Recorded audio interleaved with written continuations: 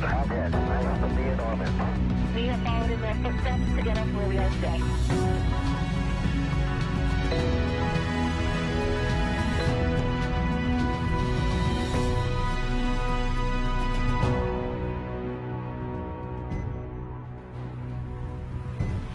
You're looking at a live view of SpaceX's Mission Control, Hawthorne, California, as Dragon Endurance prepares for its departure from the International Space Station on its way back to planet Earth. It is Monday, March 11th, here at SpaceX headquarters in Hawthorne, California.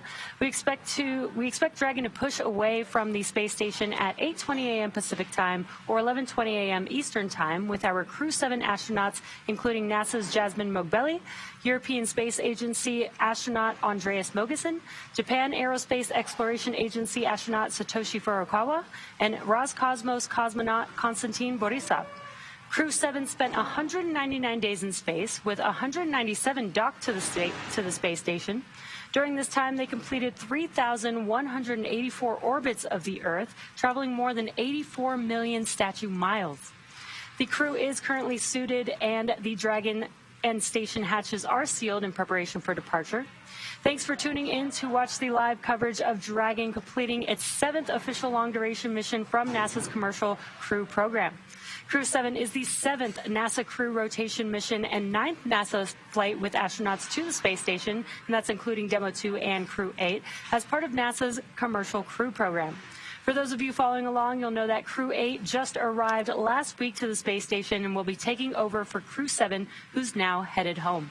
My name is Jesse Anderson, a manufacturing engineering manager here at SpaceX, and joining me today from NASA Communications is Sandra Jones.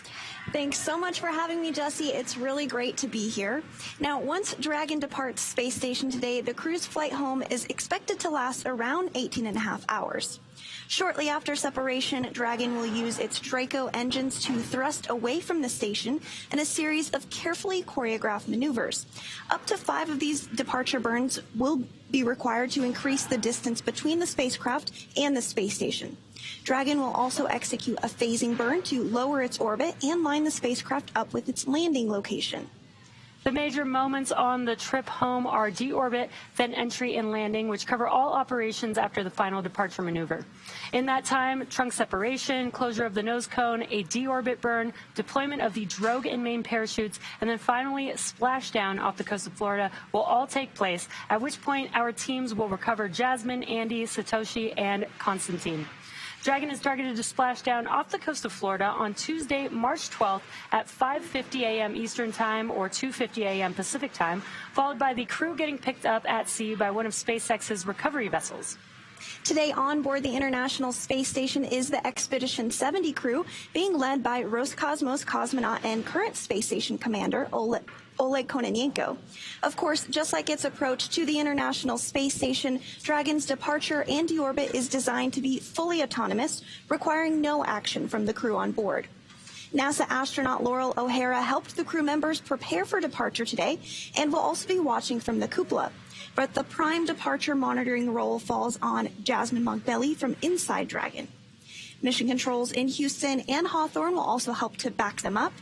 But for now, let's go over to Leah Cheshire at the Johnson Space Center to talk a bit more about how the station crew have been preparing to send the crew home and what we can expect from here until Dragon departs from station. Leah?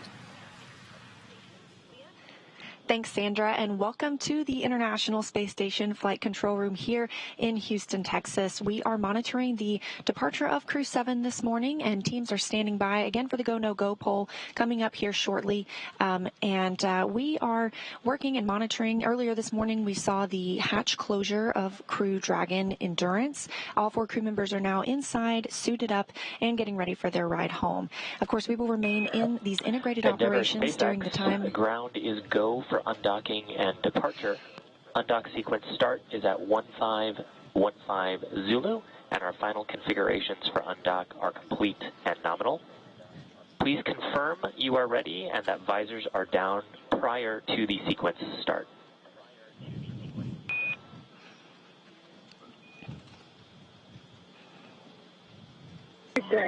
Endurance traffic all. We will be prepared at 1515 and we'll give you a call when visors are down.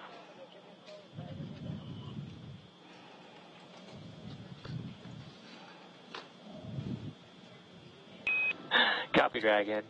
Sorry for the miss on the call sign there. And then finally, GPS 2 related cautions may be expected, and they do not require a crew action.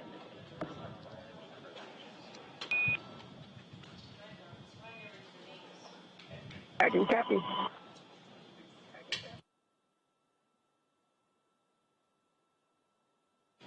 So we're continuing to hear some communications from the ground teams here in Mission Control Houston, as well as the CORE, the Crew Operations Resource Engineer in Hawthorne, California.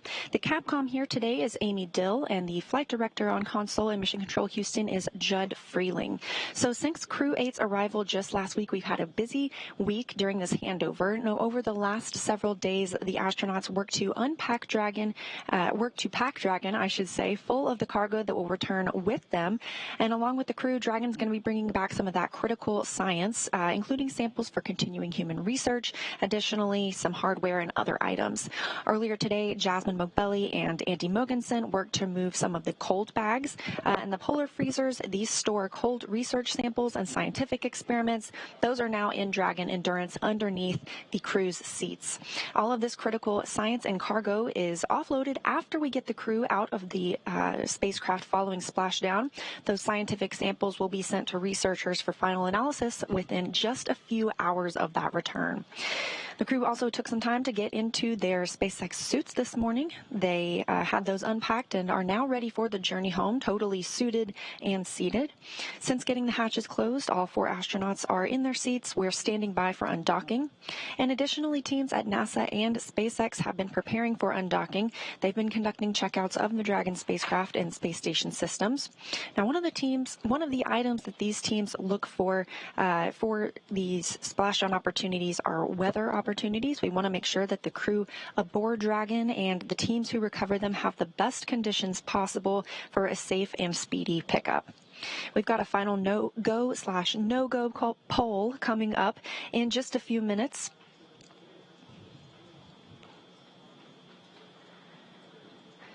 That go-no-go poll will give us an opportunity for both NASA and SpaceX teams to make their final call for Dragon to depart station.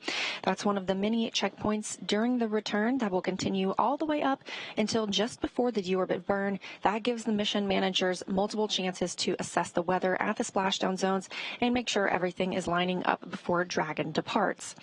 Now, again, we've been watching weather over the last few days. We have a great opportunity tomorrow morning, and these astronauts, we expect to see them splash down early tomorrow morning, less than 24 hours from now. Again, we are live here in Mission Control Houston, just standing by for that go-no-go poll. Again, all 4 astronauts and 3 astronauts, 1 cosmonaut are in Dragon Endurance, still docked to the International Space Station, expecting undocking to come at about 11:20 a.m. Eastern Time, 10:20 a.m. Central Time.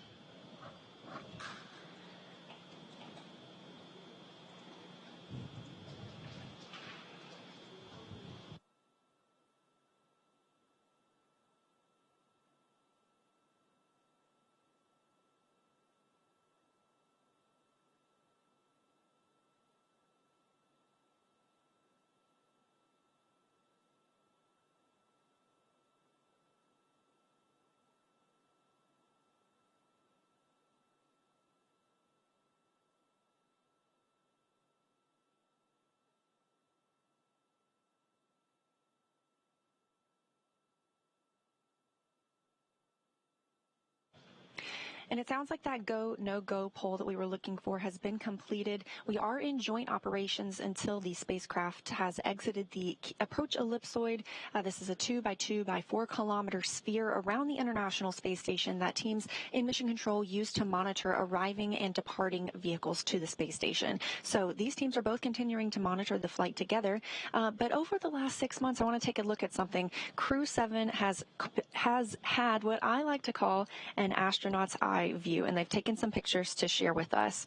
So these are from the space station. The space station is 250 miles above Earth. They're too far away to make things out like cars, people, or buildings, but they can see other landmarks around the world, and they have these long camera lenses they can use to help zoom in on some familiar sights of our home planet. So on March 5th, the Expedition 70 crew captured Rio de Janeiro, Brazil, and its suburbs just across the Guanabara Bay.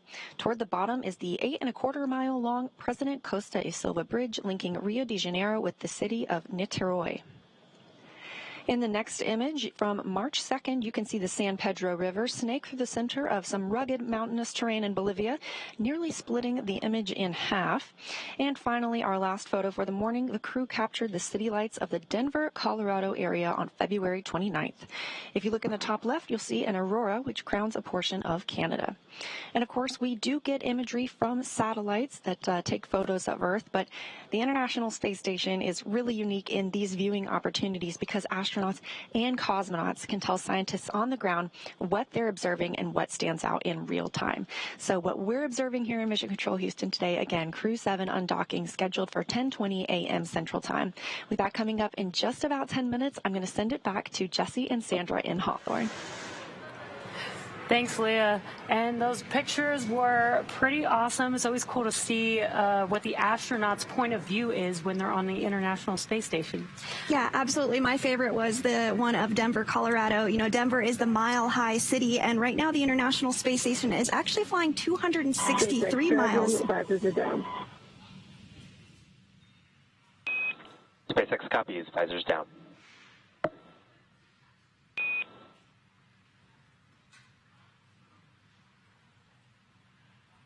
And so that call out up to the commander of Dragon, Jasmine Mogbelli, NASA astronaut, just letting the ground know that her visors are down as well as her crewmates. That's one more milestone that they check off ahead of undocking here. We are expecting undocking at 8:20 a.m. Pacific this morning, so coming up here in less than 10 minutes.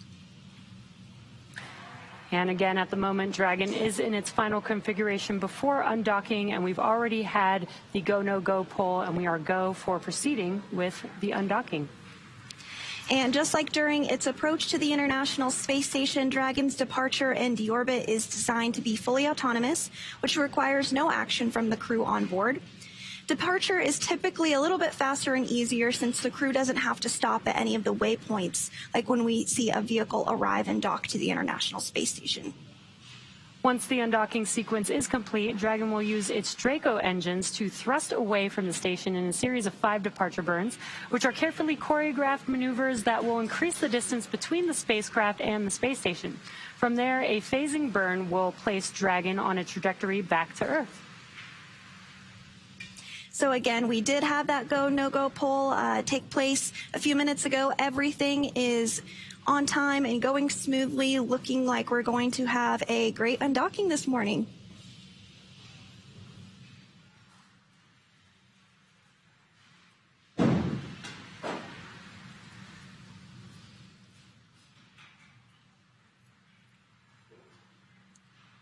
So again, we are just a few minutes away from our targeted undock this morning. We're planning to have that undock occur at 8:20 a.m. Pacific. And the journey home will be not quite 24 hours, but the crew will splash down off the coast of Florida early tomorrow morning. Before they depart the International Space Station, let's take a moment to get to know the crew we're bringing home tomorrow.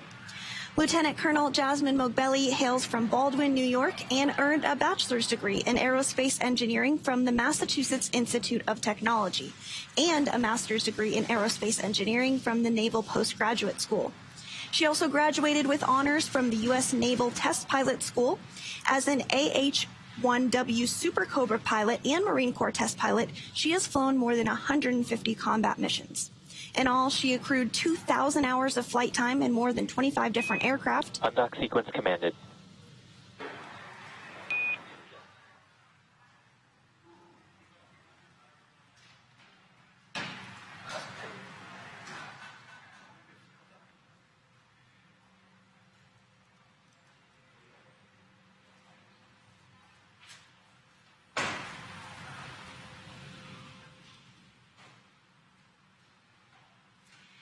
And we did just hear that call up to the crew that the undock sequence has begun.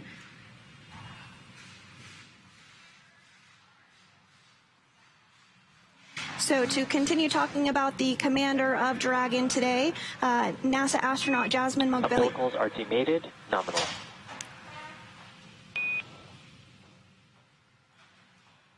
And we are hearing that the umbilicals have retracted between Dragon and the International Space Station. So the next milestone that we'll be looking for is for those sets of hooks to fully retract. There's 2 sets of 6 hooks, so 12 hooks in all.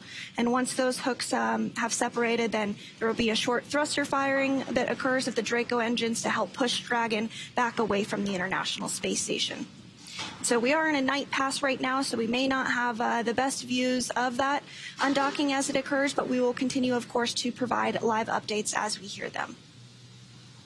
And so back to Jasmine. In all, she has accrued 2,000 hours of flight time in more than 25 different aircraft. At the time of her selection as an astronaut, Mogbelli was testing H-1 helicopters and serving as the Quality Assurance and Avionics Officer for VMX-1. She's also the proud mom of twin girls. With this mission, she will have logged an estimated 199 days in space during her first flight, including 6 hours and 42 minutes during her first spacewalk. Today, she is the commander of Crew-7. Sitting next to Jasmine is pilot Andreas Mogensen. This is Mogensen's second trip to the space station. His first was as the flight engineer for the ESA-IRIS mission in 2015. He was born in Copenhagen, Denmark, and graduated with an international baccalaureate from the Copenhagen International School, a master's degree in aeronautical engineering from Imperial College London, and a doctorate in aerospace engineering from the University of Texas at Austin. In 2015, Mogensen became the first Danish person to go to space and currently is serving as the European Astronaut Liaison Officer to NASA's Johnson Space Center in Houston. With this mission, he will have logged 209 days in space across 2 flights.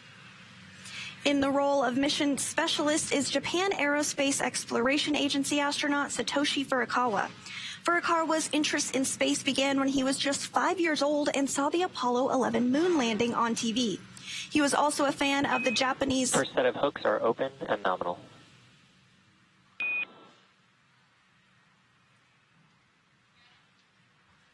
And we did just hear the call out that that first set of hooks has successfully opened. Everything is going on track perfectly smoothly this morning. Again, there's 2 sets of hooks, each in a group of 6, so 12 in all. So halfway through, and we'll continue to monitor those hooks opening as we continue to tell you about the rest of the crew. So Furukawa was also a fan of the Japanese TV space hero Ultra 7. His professional career began as a medical doctor, but after seeing a news report about Japan auditioning for new astronauts to do science experiments on the space station, he decided to apply. He was selected by the National Space Development Agency of Japan to be an astronaut candidate in 1999, and his first mission to the space station was as flight engineer for Expedition 28 and 29 that launched from the Baikonur Cosmodrome in June 2011. Following this mission, he will have logged 366 days in space across his 2 trips. And to round it out, mission specialist Konstantin Borisov was selected to be a cosmonaut in 2018, and this was his first trip to space. He has a Bachelor of Economics from the Russian Academy of Economics, a Master of Science in Operations Research and Systems Analysis from Warwick University in Coventry, UK, and a Master in Aircraft Life Support Systems from the Moscow Aviation Institute. He has worked for companies such as Volvo and the Boston Consulting Group. He's also an experienced freediving instructor and an international freediving judge. He will end this mission logging 199 days in space. And we are just about a minute away from the expected undocking time. We're currently in the procedures to undock. We've already decoupled the umbilicals from the Dragon spacecraft and the space station, and the first set of 6 hooks of the 12 total hooks have been confirmed. All hooks are open.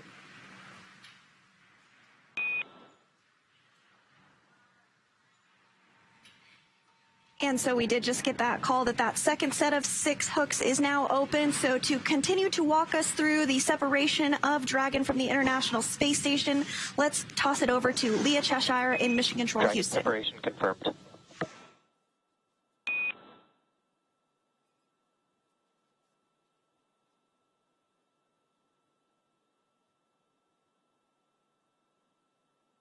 Thanks, Sandra. We just heard that separation is confirmed. The International Space Station and Dragon flying 261 statute miles over Hawaii at 10:20 a.m. Central Time, 11:20 a.m. Eastern Time.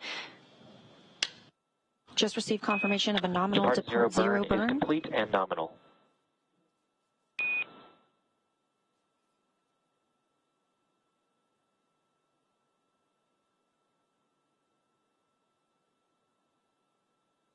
Depart zero burn being a very short burn using the service section Draco thrusters to break some stiction from Dragon and the International Space Station, officially marking its departure. We are standing by for Depart Burn 1, which will increase the opening rate between the spacecraft and the station. Again, at this time, the crew are all suited up and in their seats. They'll have an opportunity to get out of those suits shortly and prepare for their longer ride home.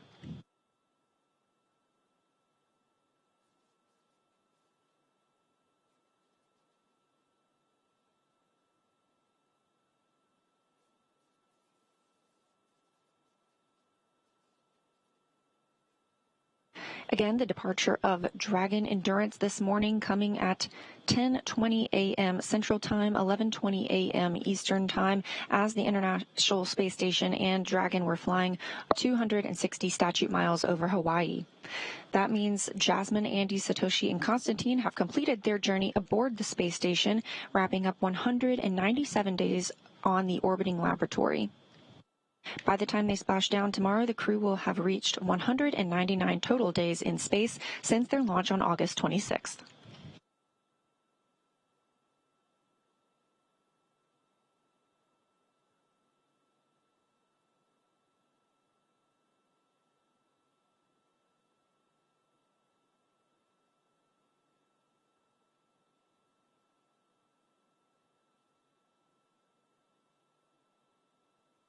Of course, we are still monitoring here. On the right side of your screen, you see Mission Control Houston, led by Flight Director Judd Freeling. This team continues to monitor the departure of Dragon until it's outside the approach ellipsoid. There's another milestone we'll hit before that. That's the keep out sphere. These are two invisible boundaries around the International Space Station that teams use to monitor arriving and departing spacecraft. Once Dragon Endurance exits the approach ellipsoid, it will continue moving toward its journey home, but the teams here in Houston will no longer be in joint operations with the teams in Mission Control Hawthorne on the left side of your screen. That team will continue monitoring the Dragon Endurance's journey itself, along with our 4 crew members aboard, and the team here on the right will remain working on International Space Station operations.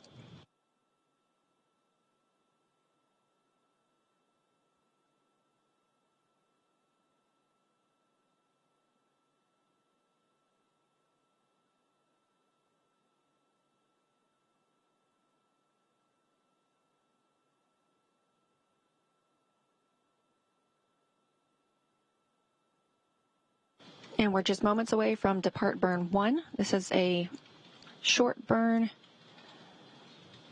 about 22 seconds, and will continue to increase the distance between the space station and Dragon Endurance.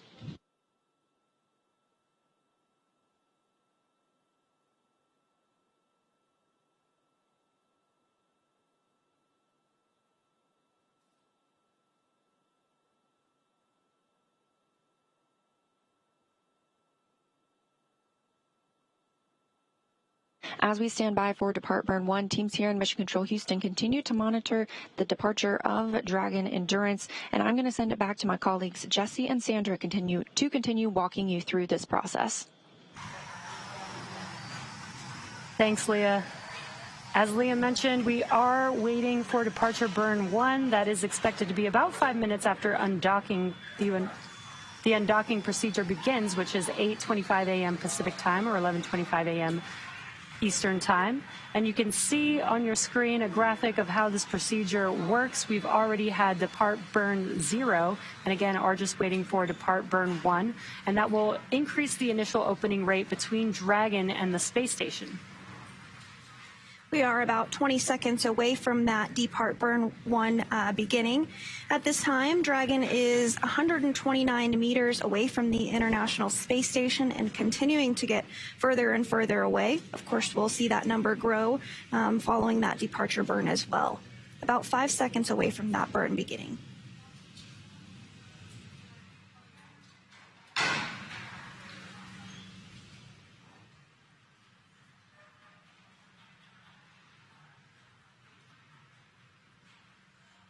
Standing by for confirmation that the depart burn 1 has begun. And we did hear that burn has begun. Again, this burn is only 22 seconds long, so it's a pretty short burn. And Dragon, SpaceX, depart burn 1 is complete and nominal. As a reminder, we will be deactivating the big loop following the approach ellipsoid exit.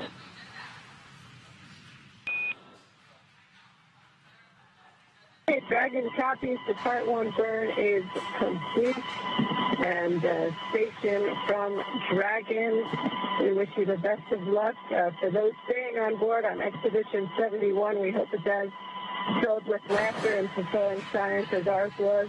So Laurel, we'll see you in a couple weeks, and we left you some peanut butter and tortillas in Node 1.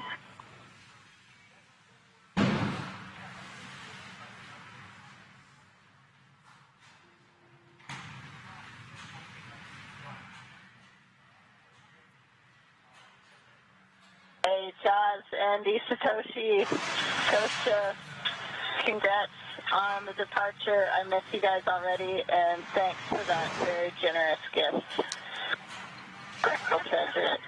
You're very welcome, Laurel. Have a beautiful flight. Enjoy the last few hours in orbit and soft landings. Can't wait to see you guys in a couple weeks. Thanks, Laurel. Looking forward to seeing you soon. Miss you guys already. Hey, thanks from Dragon. Are we go to come on and see us straight? Yes, Dragon, we're glad to have you aboard. We're going to be turning off the fasten seatbelt sign shortly, so you have that go for 4.012, and we're going to take cameras external. Okay, copy. Go for 4.012, and copy taking the cameras external. Thank you.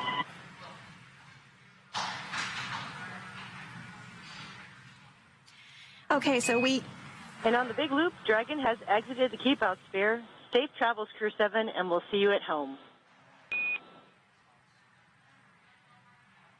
Dragon copies. Thanks, Houston. We look forward to seeing you all shortly.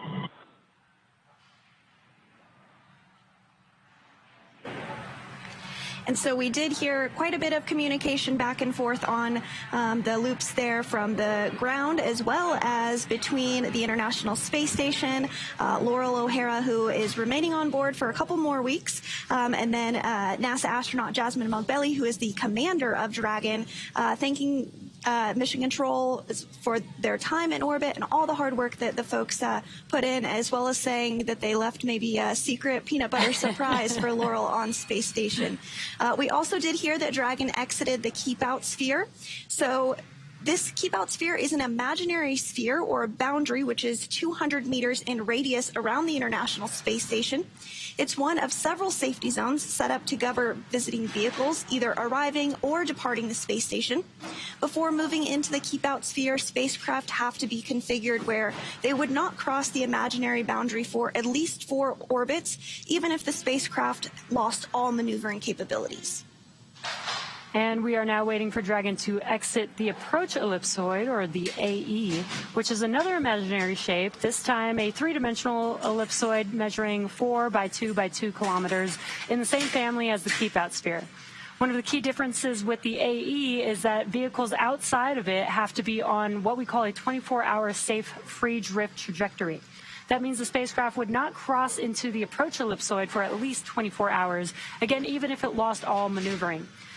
So we'll listen for that call out once we hear confirmation that Dragon is outside of the AE. And we did also hear comms about the big loop being deconfigured after the approach ellipsoid is moved past. The big loop is a way for the crew in Hawthorne, California, which you see there on your screen, as well as Mission Control Houston, and the crew on Space Station and the crew in Dragon can all communicate on one big loop and have communications freely flowing between them.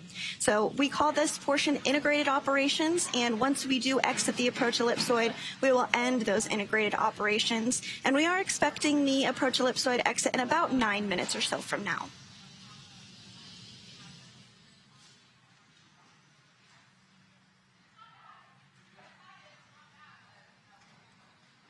So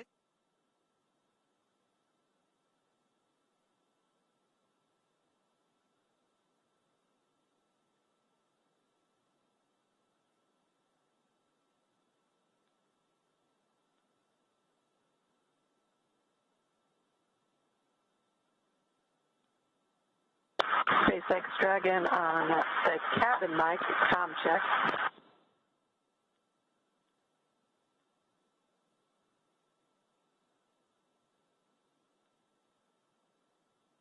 We have you the same?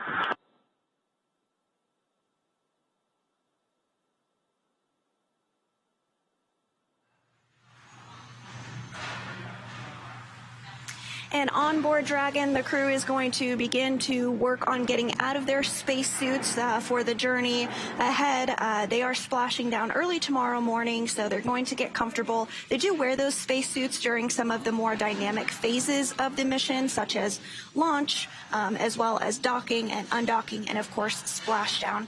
But now that they have successfully undocked from the International Space Station at 8:20 Pacific, about 12.5 minutes ago, they are able to get out of those spacesuits, get comfortable, maybe have a meal, and just enjoy their last few hours in orbit.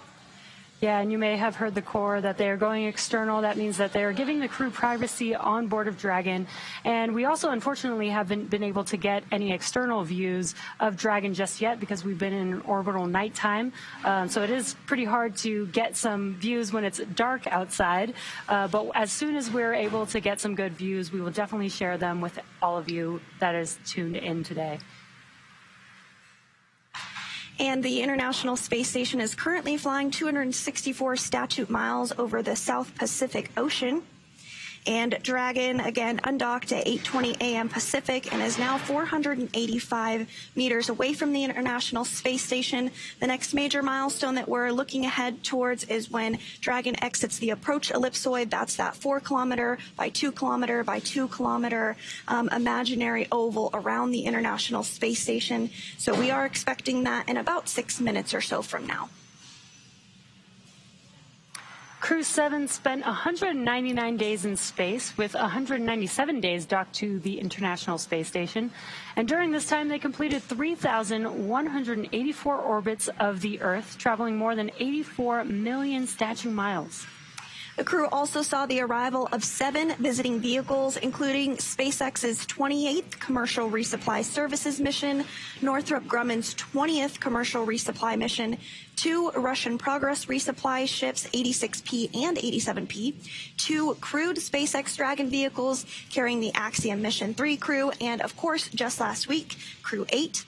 They also saw the departure of 7 visiting vehicles, including the Dragon for SpaceX's 29th Commercial Resupply Services mission, the Cygnus spacecraft for Northrop Grumman's 19th resupply mission, 2 Russian Progress resupply ships, 84P and 85P, as well as 2 Crew Dragon spacecraft carrying the Axiom 3 crew and Crew-6 home, as well as a Russian Soyuz vehicle for the MS-23 mission that returned NASA astronaut Frank Rubio to Earth following his record-breaking mission in which he broke the record for the longest single spaceflight by a U.S. astronaut.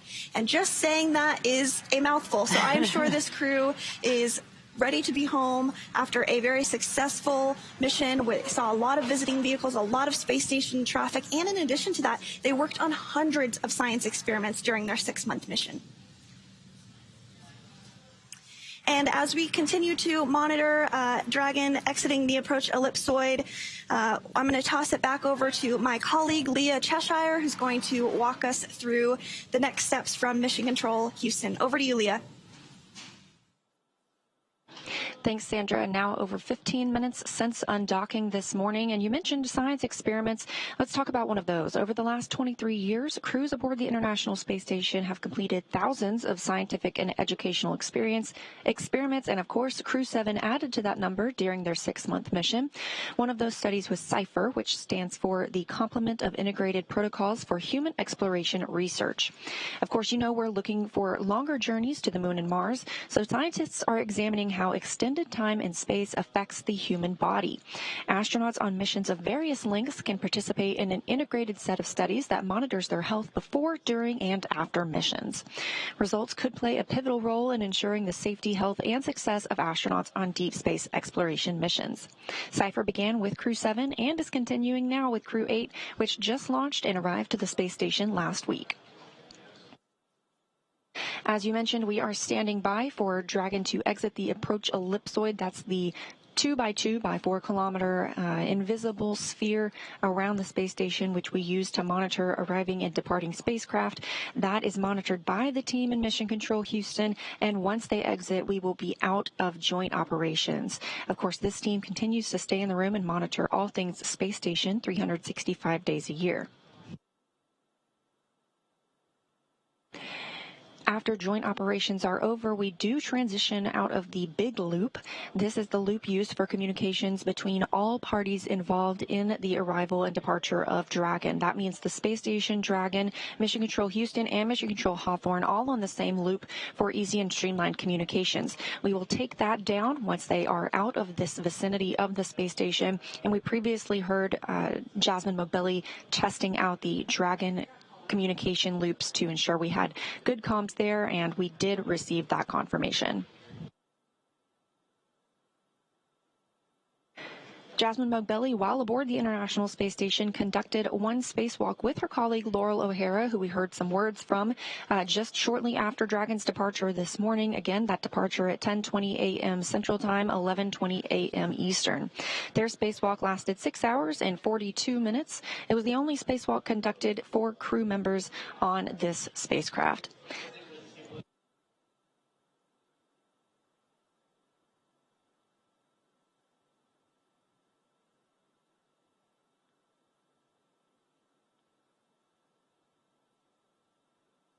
Again, standing by for Dragon Endurance's departure from the approach ellipsoid. This is the third flight, and therefore the third return to Earth for Dragon Endurance. It first flew on Crew-3 in November 2021. Then later again, almost a year later, Crew-5 launched in October 2022. And of course, for Crew-7, who is coming back to Earth today, August 2023.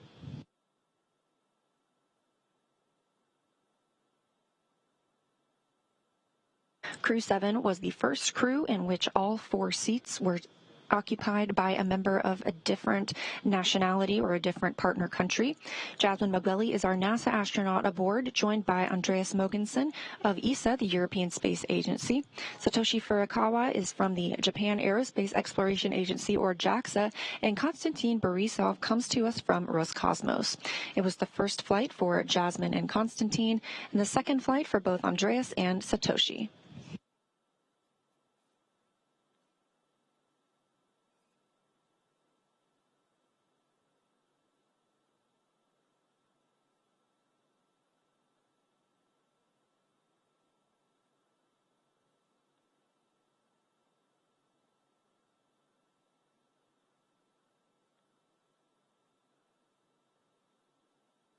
And just a reminder that after we exit the approach ellipsoid today, we will wrap up our coverage on this broadcast and webcast. However, we will not be leaving you hanging. We're going to continue with some mission audio coverage all the way through the flight home for Crew-7. You can find that on nasa.gov and by searching our mission audio coverage on YouTube.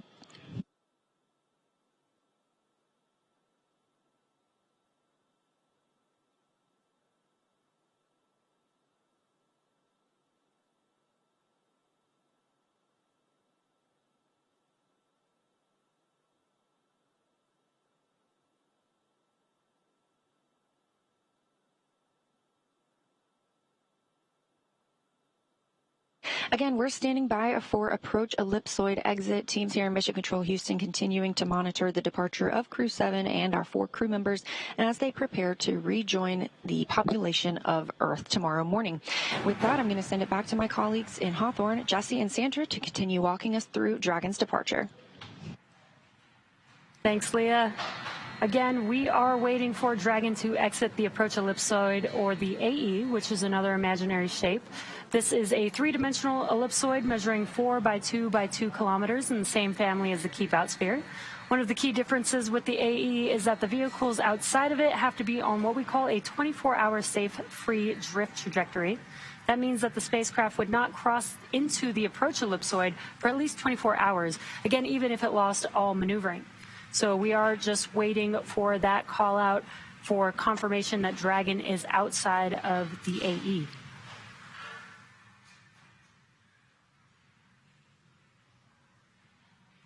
As we continue to stand by for that call out that Dragon has exited the approach ellipsoid.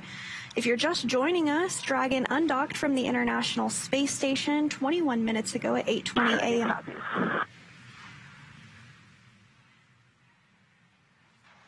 And we did just hear that confirmation that Dragon is now outside of the approach ellipsoid. That was the call we were waiting on. Again, that's another imaginary shape. It's a 3-dimensional ellipsoid measuring 4 kilometers by 2 kilometers by 2 kilometers in the same family as the Keep Out sphere, which was exited earlier this morning. One of the key differences with the approach ellipsoid is that vehicles outside it and Dragon SpaceX on Dragon to ground. You have a go for your preparations for crew off duty at your discretion. We're ready to support in case you'd like to talk to Surgeon. And a reminder to set your audio destinations to ground.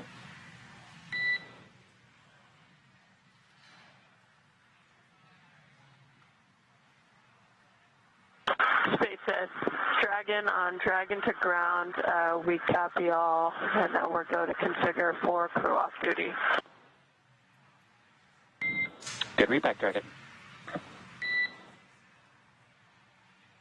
And those words from the ground up to NASA astronaut Jasmine Mogbelli, letting them know that now that they're out of the approach ellipsoid, they can get configured for a crew off-duty period as they wait splashdown early tomorrow morning. The crew is going to get out of their spacesuits and get comfortable for the remainder of their journey. So again, the crew is now out of the approach ellipsoid, which means that the spacecraft would not cross into the approach ellipsoid for at least 24 hours, again, even if it lost all maneuvering, and we call that a safe free drift trajectory. And with that, now that NASA astronaut Jasmine Mogbelli, ESA astronaut Andy Mogeson, JAXA astronaut Satoshi Furukawa, and Roscosmos cosmonaut Konstantin Borisov have departed the International Space Station, it will take them about 18.5 hours until they make their way back down to Earth. The crew is currently doffing their spacesuits, or they may have actually completely gotten out of their spacesuits to settle in for the flight home. And today, Dragon is targeted to splash down off the coast of Florida at 5:50 a.m. Eastern Time tomorrow morning, or 2:50 a.m. Pacific Time, on March 12th, followed by the crew getting picked up by sea by one of SpaceX's recovery vessels. As they rest up, our teams here will continue to keep an eye on the weather to ensure a safe return to Earth for Dragon and our Crew-7 astronauts. And though our coverage here in Hawthorne is wrapping up for this morning, we will turn it over to the NASA team in Houston to take us through the next phases of the Crew-7 mission. Our friends at the Johnson Space Center will provide continuous live audio-only coverage along Crew-7's journey home until we rejoin from Hawthorne approximately 1 hour prior to splashdown. You can find the audio-only link by visiting nasa.gov/live and clicking the mission audio link, or searching for NASA Mission Audio Live feed on YouTube at go.nasa.gov/live-ISS. Meanwhile, we will rejoin for live visual coverage starting roughly 1 hour prior to splashdown. And as always, you can find mission updates on X at NASA, at SpaceX, and on the web at nasa.gov. Thanks for watching, and we'll see you again soon.